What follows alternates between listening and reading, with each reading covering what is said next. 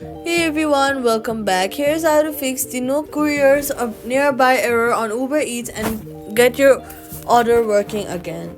First, open the Uber Eats app and then tap on your account option in the bottom right corner. Then tap account and then tap address and make sure your address is correct and within a supported delivery area.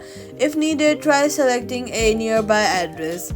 Then some restaurants may not have the drivers available, so go back to home screen and select another restaurant. Choose one with shorter delivery time.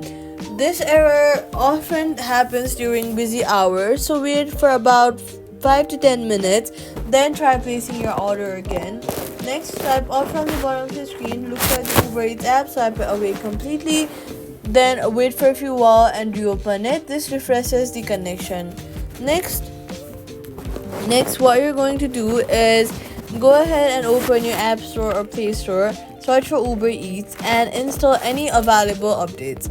That's how to fix the Uber Eats no couriers nearby. Subscribe for more quick app fixes.